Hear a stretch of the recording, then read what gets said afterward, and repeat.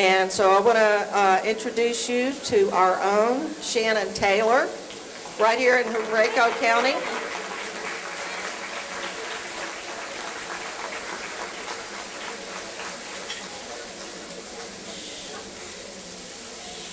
Good morning, and Sheila, thank you so much for the brief introduction. So good morning, Virginia Democratic women, and all good Virginia Democrats. My story, some people would say, is kind of unique, so we think it's kind of cool. So for those who may have heard this story before, please forgive me. But it's always inspiring, and we like to talk about how someone like me, okay, all of a sudden I heard the sound go out, how someone like me, having just being a regular Joe Schmo prosecutor and a lawyer, all of a sudden becomes the first female Commonwealth attorney in Henrico County and the Richmond metro area. And as was referred by Sheila earlier, it wasn't just going into a competition. It was taking on Eric Cantor's hand-picked candidate and defeating him by 8%. And while the fact that I beat him by 8% may be impressive, it was probably even more impressive that I was outspent, not by 3-1, not by 4-1, but 5-1 margin. And how did that happen?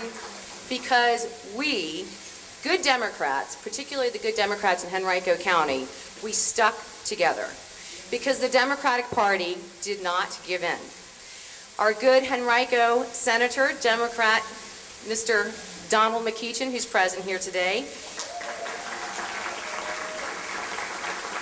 And of course, Mr. Joe Morrissey, our Henrico Democratic delegate, and school board members Lamont Bagby and other Democratic legislators all came to support me, as well as our wonderful Henrico County Democratic Committee, who was chaired by the wonderful Kiana Connor, who I don't see here this morning, and I'm sorry she's not here, because she was an amazing force to continue to get our group to continue to forge forward. They convinced me I could do it. However, of course, having never been involved in politics before, I was probably the one that saw the literature and put it in the recycling bin. They told me that they were persistent in saying that they knew they would support me and I could do this. And because they told me not to quit, I didn't quit, and they didn't leave me alone. So I'm so proud to be part of a party that works together and sticks together. And let's talk about our wonderful Senator Tim Kaine. How do we like the sound of that? And his wonderful wife, Ann Holton. They were featured in my literature. They appeared at events for me, and Senator Kaine was so kind to allow me to kind of tag along to some of his functions. Senator Mark Warner, he gave me a quote and did robocalls for me. And then, of course, again, the Henrico Democratic Committee, full of wonderful, strong Democratic women who are present here today. They didn't know me, but they knew me as a fellow Democrat. And so they stood behind me, shared their knowledge, their organization, and together we made a good change in Henrico County. It was an uphill battle, but whenever I was discouraged and thought about giving up, I knew that I had the wind in my back and my local committee and my local delegation and wonderful organizations like the Farm Team, the Virginia Democratic Women's Group, Emily's List, wonderful people who were standing behind me. The Democratic Party was standing behind me. So what did I learn from all of this? I learned that when we stick together, we can win. And I think we proved that last year. And we should all be proud to be Democrats and run on our democratic ideals and principles. Together, we can make history. I am evidence of that. I am the first woman Commonwealth attorney in Henrico County. And as I promised in my campaign, I brought diversity to that office so that it looks like the people's office of Henrico County. I brought with me two wonderful people who I call friends, who just happened to be African American, but that was significant because there had never been an African American deputy in a management position in that office before. And there are more women deputy Commonwealth attorneys in my management than ever before. So I am proud to say that I'm a strong Democratic woman, and I stand up here today with the other strong Democratic women because I know from firsthand personal experience that when we women stick together and we women make a decision, we women work and we win.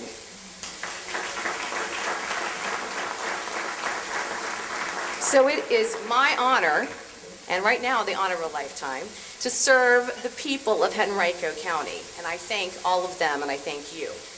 But now I have another honor, and it's to introduce somebody who has always stood for the Democrats and who, as a Democratic Party chair, was never afraid to stand up to the Republicans, who, as a businessman, brought jobs and success to many people, and who, as a husband, respects and loves a strong Democratic woman.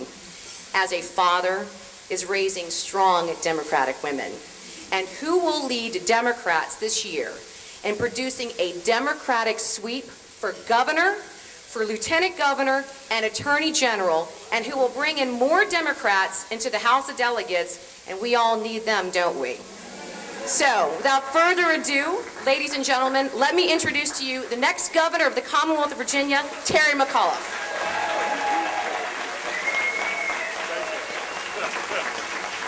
Good morning, everybody. Thank you. We fired up? Well, I'm always fired up. Thank you. It's great to be with all of you. Let's give Shannon a great round of applause. And I want to recognize a great candidate who ran last time for lieutenant governor. She stood up there. She fought on those issues. Jody Wagner's here with us today. Give Jody a great round of applause. And I know we have our candidates running for the other offices. I'm blessed to say I don't have any opponents in the primary. I like it that way. It's a good thing. But we do have our great candidates here for lieutenant governor and attorney general. And I know Anish and Ralph, if they could stand up, and Mark and Justin. Give them a great round of applause.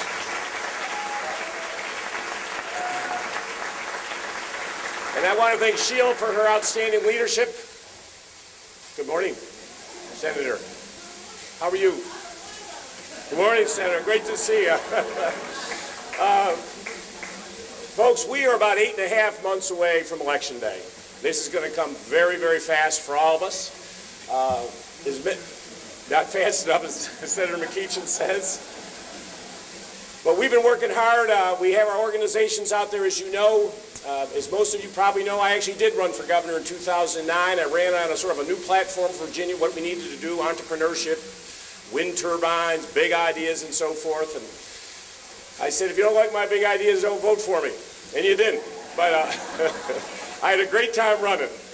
But, right after that election was over, the next morning, I did like many Virginians did. I got right out of bed the next day. I loved that great experience. And I went to work and I traveled throughout the Commonwealth, did over 2,400 events. As I like to say, LeVar Stoney and I spent more time with LeVar than my own wife over the course of the last 4 years. Don't read anything into it. We just spent a lot of time together. But it was a great experience for me. We spent hours in coal mines, Oyster Fest, Chicken Fest. We did it all. But most importantly, I went into the different living rooms and kitchens and talked to Virginians about the things they wanted to talk to me about. So I got to listen. I came up with packets of ideas that I now have in all of my little notebooks. But the biggest issue I came away is people wanted jobs and economic development. I'm running for governor because I want to turbocharge and diversify our economy. I want to make us number one in the country on job creation. And as you know, we've gone the wrong way. And we're going to face some huge challenges here in Virginia with sequestration, non-sequestration. There's going to be a lot of cuts. And it's going to affect us greatly because obviously we are the number one per capita recipient of federal money. We need a governor and a lieutenant governor and an attorney general all working together to make sure that we're focusing, bringing in new jobs, new opportunities. Job creation is something most of you know I've done my whole life. I've started over 30 different businesses in a wide variety. But my most important was when I started my first business at 14 years old because I was going to have to pay for college. And I got to work. I started sealing driveways up in Syracuse, New York. I remember I was coming home from carrying 2 golf bags, and I had 5 hours up and down hills. I'd made $8, and I figured I'd thrown my life away. I was a failure. I said, I got to start my own business. So I went home. I saw a guy sealing his driveway. I said, they'll hire a young kid to do that. I went up and typed the letter up, which you will all see in my TV commercials. I still have it from 1971. And conned my mother into taking me down to Kmart, buying those 5-gallon barrels of tar, and went around my neighborhood with a wagon, sealing driveways. And then the next year I had to go big. And I needed to do parking lots. But in order to do parking lots, I needed a huge truck to get the big 50-gallon barrel. So I went out, called my uncle. He had a bunch of old burned dairy trucks. He said, we'll go out in a couple of months, Terry, I'll find something for you. I said, no, thank you, Uncle Billy. I went out the next day with my buddy with some oil and some gas, spark plugs, found the truck I liked, put oil in it, fixed it up. Grass was about this high. And folks, I remember when I turned that key and that engine came to life. I still get chills when I think about it. It's like when any parent, their child gets into college or their first business card or their first business opportunity. It sent chills through my spine. And all of a sudden I was in business. I drove that truck down Interstate 81 past the North Syracuse State Trooper Station. The cops were all out having coffee. I didn't even have a license yet. I wasn't old enough to have a license. But you know what? I didn't have a license plate. I had nothing. But you know what? I had a spirit of entrepreneurship of what we need to do. And that's what I want to bring to this job as governor. Most of you know me pretty well. No one will work harder, I promise you. I will be there 24/7. I will be out there focusing on you because I, like all of you, I want my 5 children to stay here in Virginia. I want them to have children. I want my grandchildren to be close to me. But to do that, we got to have an economy that's robust. We got to have a transportation plan that works, an education system that works. We're going the wrong way on transportation. We're going the wrong way on education. We've got to invest more. We've got to invest in our children. And one of the most important elements is to make sure we have a robust economy. And first and foremost, women in Virginia get paid 77 cents for every dollar a man makes. Folks, that is wrong, and as governor, I plan on changing that. You work the same job as a man, you get the same amount of pay. That's not complicated. But we got to turbocharge it. We got to bring some of these common sense approaches in here. And you know who I'm running against? His name is Ken Cuccinelli. He and I have a different view on life.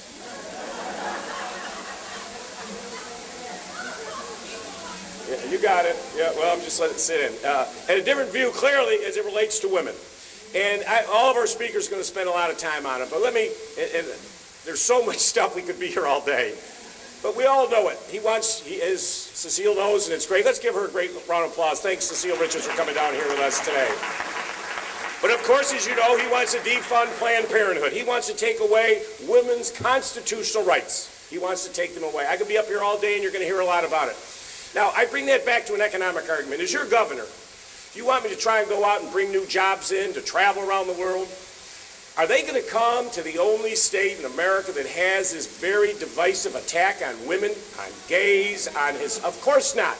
Competition. As your governor, my product is Virginia. I got to compete against 200 other nations around the world, 49 other states. You're not going to come here with this rhetoric that he continues to put out. He just came out with a book this week. I'm sure we've all seen it. Robbie, my campaign manager, may have a couple copies if you or LeVar might... I'm not sure you want to spend the money, but it's that continuation of dividing people and hurting people, eliminating Social Security and Medicare, that their government giveaways, that politicians are buying votes. First of all, that's your money. You paid into it your whole life. You're entitled to get it back. The idea that we should end Medicaid, the idea that we should shut down every public swimming pool and rec center because they're a waste of money and they interfere with the free enterprise. Folks, I cannot make this up. So, we have huge challenges, but I cannot win without women. Women are the majority of the vote in Virginia, as they are across the country. I understand that. My wife Dorothy wishes she would be with us today. Our daughter Sally, who many of you met, is the most active of our 5 children in politics, had an emergency tonsillectomy last night. So she's fine, but Dorothy is with her, and then my son's kick-off the Naval Academy rugby game is today. So she's tied up, but she sends her love, and she did a great Valentine's Day. We had 100 women at our home on Valentine's Day lunch, and she raised $50,000, all from women for me. So I need your help. I not only win the governorship, Lieutenant Governor obviously breaks the ties, and Attorney General, but we need to win seats in the House of Delegates. We were so crushed here in 2009 and 2000, crushed, because after President Obama's historic election, people stayed home those ensuing elections. They said, well, I voted for the president. Doesn't matter, I did my deal. And what happened is, we got a lot of folks over here in Richmond, as in Washington, who are attacking women every single day. And I don't get why these men continually try to tell women what to do with their bodies. I don't get it. I'll be honest with you folks, promise me. I'm going to stop it. I at least can stop it here in Richmond. But we need everybody in. And I've met a couple candidates who are running for the House of Delegates. And as you should know, I'm very invested in the party. I love the party. I have had every job you can have in our great national party. I tried to help elect the first woman president of the United States of America. We may have another shot at that again. We'll see what happens. It is time for a woman president, I'll tell you that. But we got a great president, President Obama, and I'm just looking. Let's start here in 13, pick up seats in 14, get the state Senate in 15, get the White House in 16, folks. We now are on the cusp of the greatest renaissance in the history of the Democratic Party. I promise you that. But it's only going to happen with women who get themselves out to vote, and so I'm asking your help today. Sign our petitions, get involved, help the House of Delegates, and I will tell you this, first time in our great history, but I've made the largest commitment, our campaign in the history of Virginia, to the House Caucus, a big, huge financial commitment, because I'm committed to winning House of Delegates seats. So, folks, I am all in, and I'm always all in, but I promise you, you help me the next 9 months. I promise you, for 4 straight years, no one will work harder on women's causes. No one will work harder to make sure your children have qualified jobs here. There are jobs, a transportation, and a healthcare system that works. I promise you that, and I'm a man who meets his words. So I thank you for inviting me here today. Let me now bring up to the stage someone very important to me. In fact, when I heard our chair was retiring, I called her up and asked her if she would consider being chair of the Democratic Party of Virginia. I was excited, because she is the first African-American chair in the history of the Commonwealth of Virginia, the Democratic Party. She is a great fighter on women's causes. She's great on television. She's out there fighting on education. She has a great personal story. Ladies and gentlemen, it's now my distinguished honor to bring to the podium Sharon Alheri, our great chair of the Virginia Democratic Party.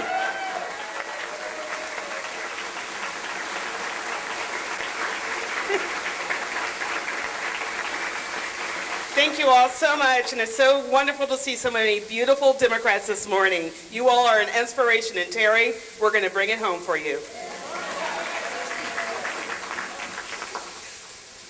You all are certainly my family, and I mean that from the bottom of my heart. And I am very pleased that we have with us another member of our family, Lauren Harmon. And I know, Lauren, you've already been introduced, but please stand up one more time so everyone can see you. Lauren is our party's new executive director, and she has a vast experience around the country in winning in Republican-leaning areas. So she has a huge track record, a great experience. I'm excited, so please make sure you meet her, and you'll see why she was my selection. So I want to talk a little bit about the House of Delegates. You've heard some of it from our other speakers.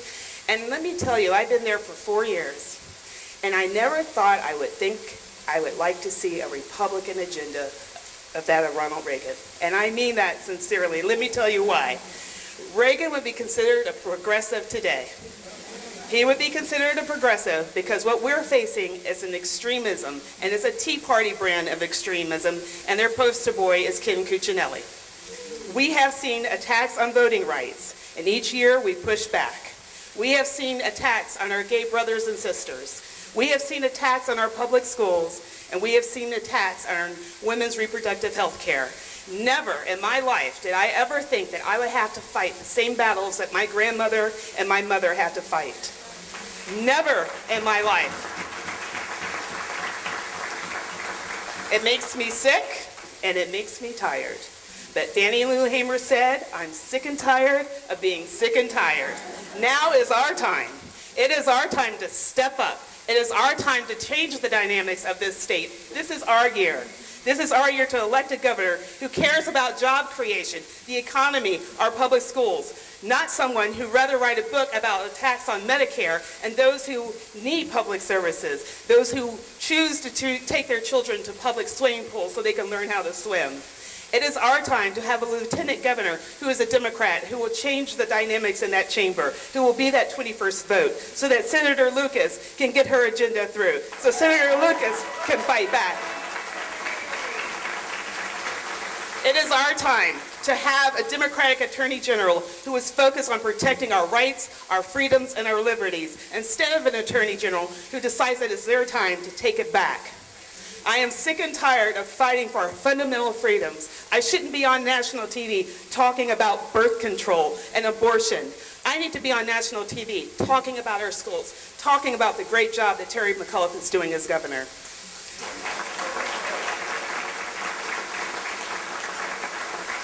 It is time for us to move and change the dynamics of this state.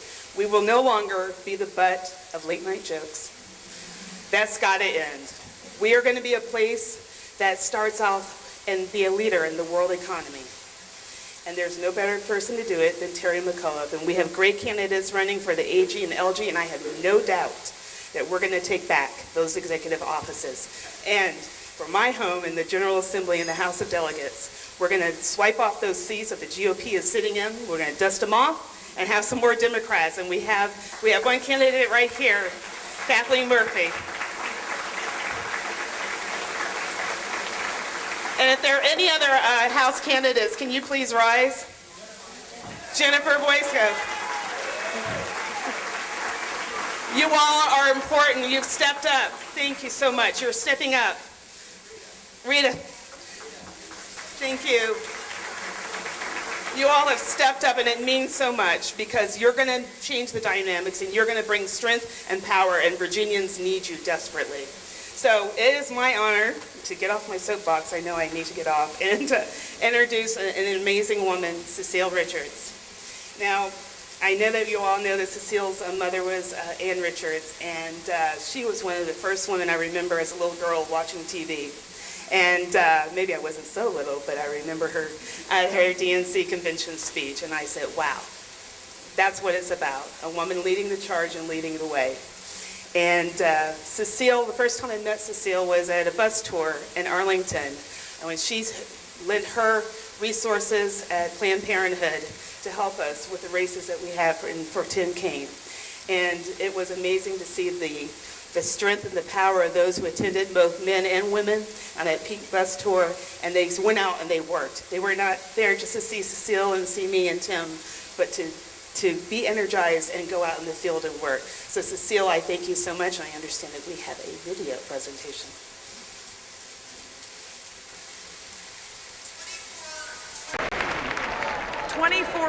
Twenty-four years ago, my mother, former Texas Governor Ann Richards, spoke to this convention.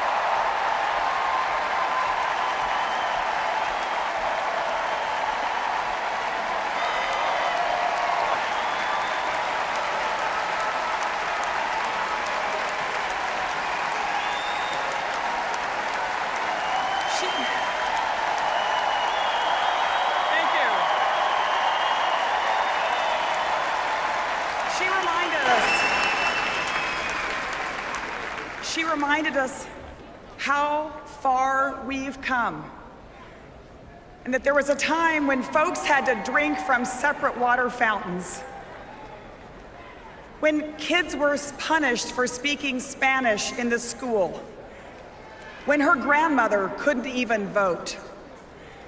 My mom spent her entire life working to make things more fair. Right? She believed that the American dream wasn't meant for just a few. It promised opportunity for everyone.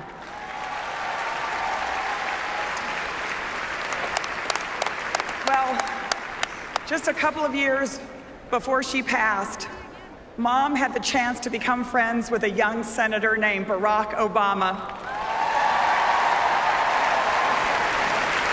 And she saw in him the promise of the future and the promise of America. The promise of an America that always moves forward. That's the America we believe in. That's right. Because as women, As women, we've come way too far to turn back, and we won't.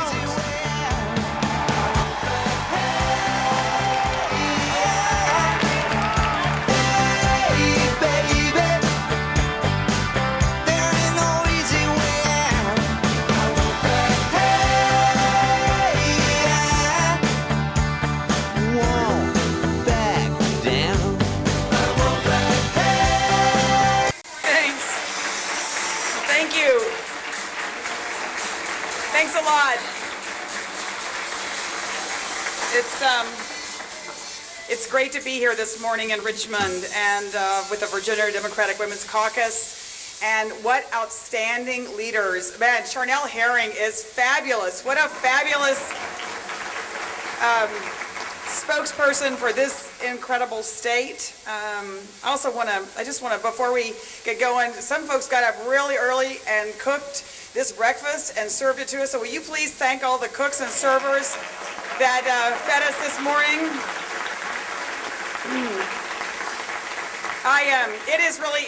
It's awesome to be back in Virginia because two of my favorite memories of this last campaign, and there were many, were here in the state of Virginia. I don't know if you know, back in October, it was kind of tough times in the presidential. It kind of looked like it could go either way. And I had the honor of getting to introduce the president at a rally at George Mason University. And actually, Catherine Waddell was saying she had the same experience. I know she's fantastic, really. Catherine, what a tremendous leader. She got to introduce the president as well. But it was one of those experiences where you're out there to introduce him, and there's just thousands of screaming fans. It's like being at a Beatles concert, and he's the Beatles, and it was amazing. And then, of course, as was mentioned earlier, rolling into, in the big Planned Parenthood Action Fund's big pink campaign bus rolling into Arlington on a Sunday morning, and there was hundreds of people came out to rally. It was a big sea of pink T-shirts and kids in strollers and moms and dads, and we were there to work. We were there to door knock. But before we got out on the doors, the Planned Parenthood family got to hear from the next senator from the Commonwealth of Virginia at that point, Senator Tim Kaine, and we are so proud of him and so honored to have worked on his campaign. Now that race, of course, held special significance for me. Back when Governor Kaine said he was going to run, my husband and I were extremely excited because we knew him from when he'd been governor and running the DNC, and Kirk and I talked to each other and said, well, what could we do for Governor Kaine? This race is going to be so important, and we're so fond of him, and thought about all the things we could do. And I said, well, let's just give him our firstborn child. And so we did. And it was a big sacrifice. But anyway, I'm just proud to say that Lily Adams, Ann Richards' first grandchild, and my firstborn, became Tim Kaine's press secretary, and now she's his press secretary in Washington, D.C. So happy to have her here with me this morning as well. So anyway, in 2012, the Planned Parenthood, for the Planned Parenthood Action Fund, Virginia was the most important state in the country. It's where we put the most resources and did the most work. Our number one priority was, of course, turning women out for Tim Kaine and for President Obama. And our number one electoral priority for 2013 is to keep Ken Cuccinelli out of women's business and out of the governor's mansion. That's absolutely it. So,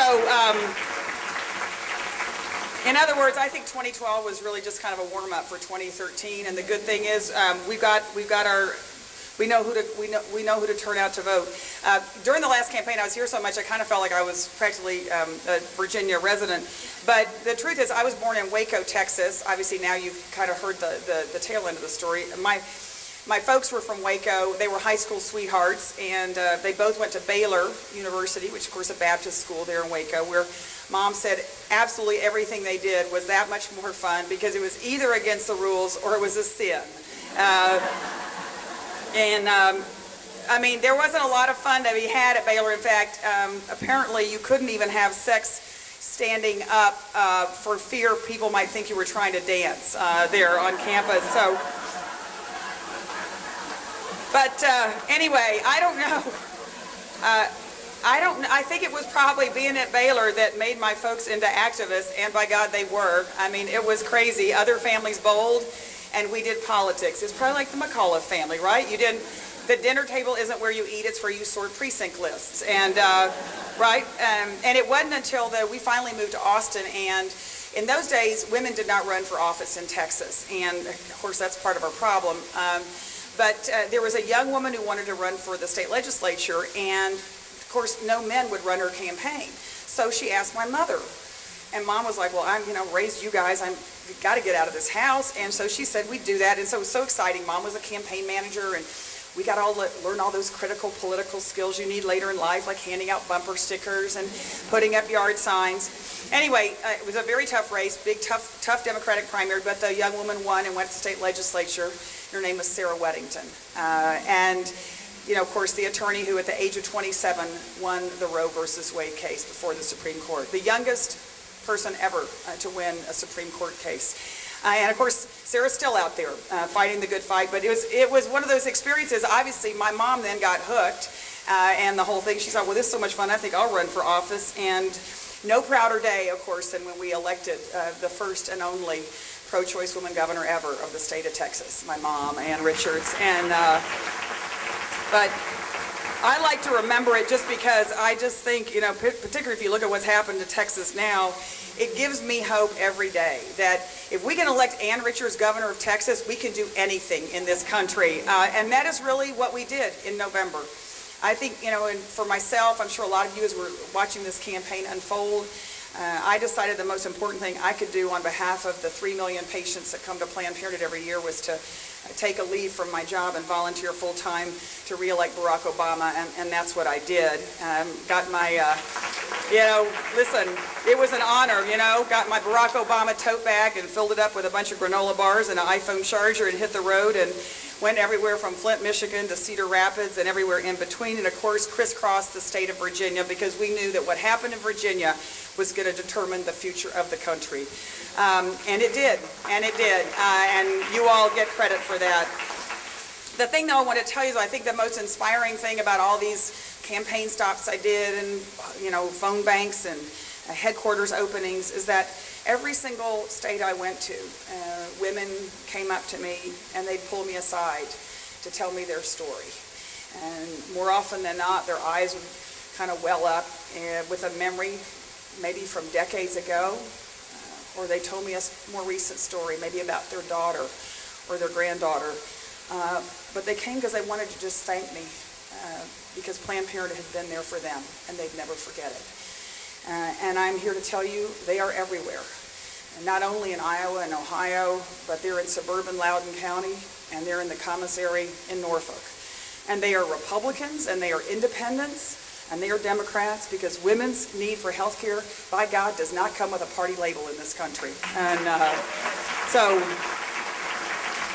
it's, and it really is that what I think of as, the 1 in 5 women in this country have been to Planned Parenthood. It's that great alumni association that turned out for President Obama in November, resulting in the largest gender gap in recorded history in this country, right? Now, you'd think you'd read the news and figure this out, but some folks are extremely slow learners, and I would say that your Attorney General is very, very slow. I don't know, but he's what we call in Texas one taco short of a combination platter, you probably saw last month he doubled down in his fight against birth control. He believes that people should be willing to go to jail to fight against no copay for birth control. Now I haven't read it, but I heard he even likened himself to the great Dr. Martin Luther King, Jr. Okay, I don't want to be too rude, but I have a dream. And it's of a future without Ken Cuccinelli in office, okay? Yeah. So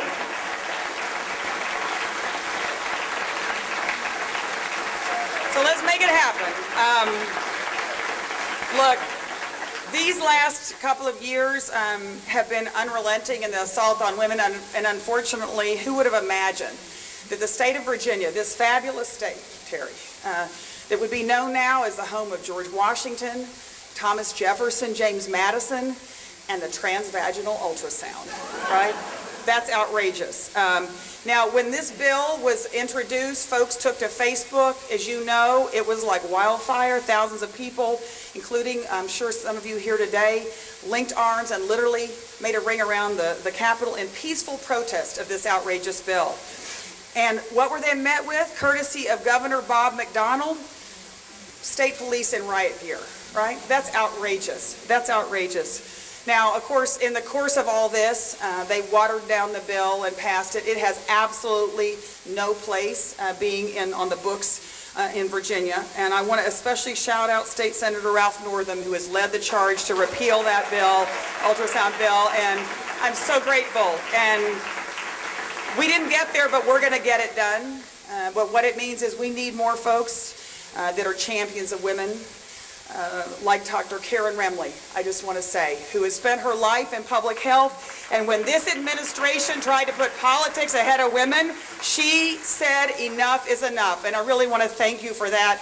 You are a legend around the country. So we need more champions, but we need champions like your next governor, Terry McAuliffe. We need Terry McAuliffe calling the shots for women in the governor's mansion. And we're going to be there for you. I want you to know it. You know, I mean, the thing that's crazy, this all started perhaps in Virginia, but then it spread like wildfire around the country. I don't know if you remember the national race, of course, where we had a candidate for United States Senate who believed that women, if they were raped, had some kind of magical sperm zapper that could somehow shut that whole thing down. Now, at Planned Parenthood, we're the largest sex educator in the country. We fight to make sure young people get access to sex education. If there were ever a poster child for mandatory sex education for everyone in the country, it's got to be Todd Aiken. Got to be Todd Aiken. Of course, we had, but he wasn't alone. He was just one more banana in the bunch. You know, we had the Senate candidate in Indiana who believed that any pregnancy occurring from rape is intended by God. Now, I love this, as my friend Chris Matthews said on Hardball after the election, you know, when someone asks you, did the rape guy win? And yet you know it's a bad sign when you have to ask which one, right? But that was what this election was like. So I think the important thing is that when we won in November, it was about a lot more than electing President Obama and electing fabulous people all around the country. It was an affirmation that the American people are not going to go back on Planned Parenthood, on birth control, on the right of women to choose. We're not going to go back. But I think the other thing is this election really was a watershed moment because we saw the future, and man, it looks good. The next generation of Americans spoke in November, and they are the most progressive we have had in decades. They are the most ethnically and racially diverse generation in our history, so let's hear it for that. They do not believe that politicians should be making personal medical decisions for women, and they believe that everybody should be able to love and marry whoever they want, and their help support gay marriage measures in 4 states.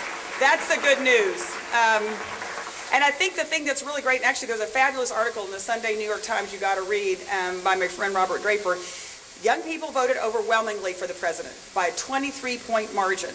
And probably the most frightening, I think, for folks on the other side is 1.25 million more young people voted for Barack Obama this November than 4 years ago. Okay? So this is where we're going. And as a mom, I got to say, the most exciting thing for me is that 2 of these first-time voters were my twins, Hannah and Daniel. That gives me hope for the future. And because this is what we're about at Planned Parenthood, is investing in the future, in the next generation with everything, make sure they get the health care they need, the education they need to live full lives, and we promise to bring them care no matter what. We fought this last several years to get birth control coverage and the insurance plans in America. As you understand, you know, some folks are still fighting on that. Launched a major national campaign. And I'll tell you, I've been a grassroots organizer my entire life. I have never been more excited as an organizer to get a phone call I got from President Obama exactly 1 year ago today. He called me and said he was about to announce at the White House that going forward, all women in this country, all women, no matter where they work, are going to get covered for birth control for no copay through their insurance plan. This is absolutely revolutionary. This is justice. That's Planned Parenthood. We've doubled the number of campus chapters. We've added 2 million new supporters, and over half of them are young people. And every time our opponents go after us, we just grow. That's what I love. You know, actually, after all the fight in Congress, you know, the House Representatives voted to defund Planned Parenthood. That's their top issue. Forget jobs, forget the economy, forget home foreclosures. No, they got to go after Planned Parenthood. Well, the great thing is at the end of the day, after they did that, they took a big poll in the United States. 70% of the American people supported Planned Parenthood. 10% supported the United States House of Representatives, okay? So they're on nobody's agenda. And it was great because as the whole thing got fueled up, you know, I mean, sometimes your opponents, as you know, Terry, sometimes your opponents, they're your best friends. And I'll never forget it's just how it works, right? Just give them enough rope. So it was so great because in the middle of all this fight, the Fox newscasters, I use that term advisedly, went on to say, it's no big deal women couldn't go to Planned Parenthood anymore because women could go to Walgreens and get their health care and their pap smears. Now, this was news because, of course, then Walgreens has to put out a national press release saying, women, please do not come to us for your pap smears. We're not doing those. But then, of course, our friend Stephen Colbert could not let this one pass. So he went on that night, the news said, women, wonderful news. Walgreens now is doing pap smears. Just look for the stirrups between the kitty litter and the Swiffer refills. And there you go. But in any case, you just got to take what's given to you. And but I think the important thing is, and this is really what Charnel was saying, all of this grassroots organizing, that's what gave us the momentum to get through this election. And we cannot stop now because Virginia, we got obviously an incredibly clear choice between Ken Cuccinelli, the national crusader against birth control and women's rights, a guy who introduced a bill to defund Planned Parenthood, who opposes access to safe and legal abortion, even in the cases of rape and incest, a leading advocate for the personhood movement. This is a movement so radical that the voters of Mississippi voted it down, okay? That's what we're talking about in terms of extreme fringe. And if you haven't been on yet, please go and look up the hashtag for Ken Cuccinelli's new book. We've put it out. It's Cuccinelli book titles. You might have some alternatives. We put a few up already at Planned Parenthood. So don't miss it. It's been pretty great. But it's a choice between all of that and Terry McAuliffe, who has spent his entire life working for women, for working people, and who's going to change the state of Virginia for the better. So that's what we've got to do. That's our job, though. I mean, he can't do it on his own. Our job is to make sure that everybody in the state knows the difference between these candidates and to make sure that voters in Virginia know what's at stake for women. The eyes of the country are on this race all over. And we know, and what we saw, is that mobilizing our grassroots folks, mobilizing our phone bankers and our door knockers, that's how we're going to win. You know, at the end of the whole thing, the election, November 6th, after being on the road all fall, there was a lot of places I could have spent Election Day, but I decided to come to Richmond. And so, and y'all welcomed me, I got to say. So I signed up that day to sit alongside students from VCU and veterans from a ton of campaigns, and even a guy I hope I run into again who had just starred as an extra in Lincoln. And by God, he looked the part too. So we phone banked, and then when we got through all those lists, we door knocked in the Richmond suburbs. And then finally we kind of ran out of that turf and 7 o'clock and the polls were closing. But we heard that hundreds of voters were still waiting in line to vote. So I guess I am my mother's daughter, so by God, we ran to the Krispy Kreme. We bought 10 dozen donuts and some boxes of coffee and headed over to Staples Mill polling location to keep folks in line. And there they were, folks who'd left their kids with neighbors, caught a ride with a friend, carrying their voting information with them as they left their apartment, single-minded, with a very clear purpose. And even after the polling time was over, they stood in the cold, and not a single one of them left. And it was elderly folks, and it was women with kids and students. That's what democracy looks like. But I do want to say to you, it shouldn't be this way. And I will fight alongside every one of you to make sure no one ever has to wait in line for hours again to vote in the state of Virginia. We can't make that happen.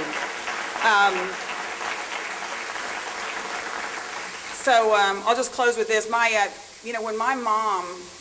When my great-grandmother was a girl, the only folks who couldn't vote in the state of Texas were idiots, imbeciles, the insane, and women. Right? And just 2 generations later, of course, my mother was elected governor of Texas. So it shows what you can do when you organize for social justice. And she fought her whole life for women's equality. I mean, our right to equal education, our right to be paid the same as men for our labor, and yes, the right to make decisions about when and whether to become mothers. We all stand on the shoulders who came before us, women and men, and in their honor, we voted last November to move this country forward, not backwards. Change happens because people make it happen.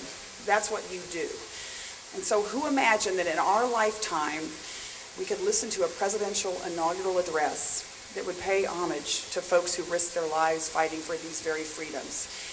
We, the people, declare today that the most evident of truth, that all of us are created equal, is the star that guides us still, just as it guided fighters before us through Seneca Falls and Selma and Stonewall.